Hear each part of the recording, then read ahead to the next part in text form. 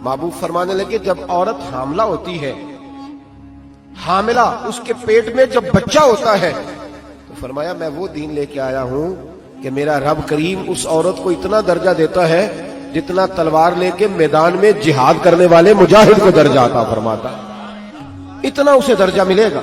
और नबी रहमत अलैहिस्सलाम की पहली बात नहीं, बीवियों की आंखों में आंसू पैदा कर दिए।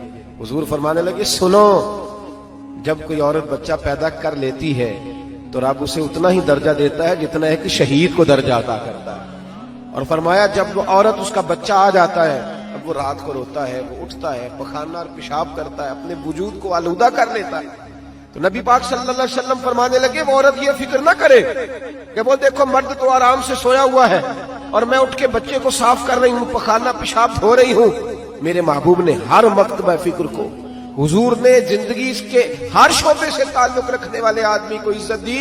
फरमाया बीबियों, जब तुम रात को उठ के अपने बच्चे की खिदमत करती हो, दूध डाल के देती हो, पखाना और पेशाब साफ करती हो, तो फरमाया रब तुम्हें उतना ही अजर देता है जितना सारी रात मुसल्ले पे खड़े रहने वाले इबादत गुजार को अजर अता फरमाता है, इतना अल्लाह तुम्हें अजर देता है। औरतों में शोहर को हर वक्त कुछ न कुछ सुनाने की फितरी आदत होती। इन आदतों से तंग आकर एक सहाबी अपनी बीवी की शिकायत लेकर हजरत सैयदना उमर फारूक रजी अल्लाह ताला अन्हो के घर में पहुंचा। जब हजरत उमर के घर की दहलीज पर इसने कदम रखा, जाकर सुना उनके घर का माहौल भी वैसा ही था जैसा कि इस शख्स के घर का माहौल था। आपकी बीवी आपको कह रही थी, हजरत सैयदना उमर फारूक रजी अल्लाह ताला अन्हो की बीवी हजरत उमर को सुना रही थी, आज सब्जी घर में नहीं थी, वो लेके आए थे, वो ठीक नहीं थी, जाओ तब्दील करके लेके आओ। इस तरह की बातें कर रही थी। इस शख्स ने जब हजरत सैयदना उमर फारूक रजी अल्लाह ताला अन्हु के घर का माहौल देखा कि हजरत उमर की बीवी सुनाती जा रही है, हजरत उमर फारूक रजी अल्लाह ताला अन्हु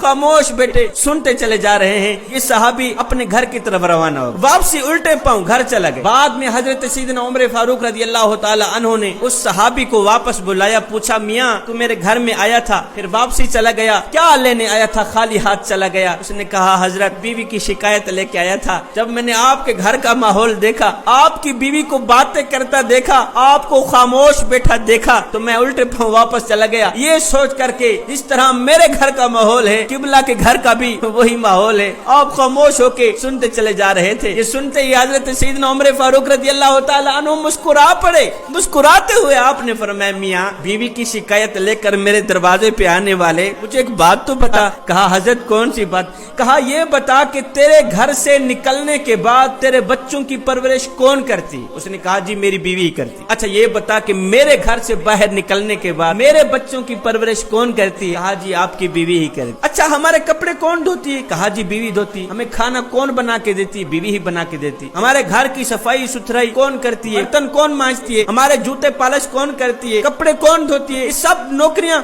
कौन करती है? हजरत हमारी बीवी ही करती है। हजरत उमर फारूक रजी अल्लाह ताला अन्हु ने फरमाया और बीवी की शिकायत लेकर मेरे दरवाजे पे आने वाले, बीवी के अंदर इतने एहसानात हैं जो कि हम गिन भी नहीं सकते। अगर उनके अंदर एक खामी बोलने वाली है भी सही, अगर वो कभी कभार हमारे आगे बरसती भी है तो बरसने दो। असली मर्द का हक है बीवी की सुने खामोश रहे। बीवी की छोटी मोटी बातें सुनकर खामोश रहने वाले शख्स का जिंदगी में कभी भी घर उजड़ता नहीं।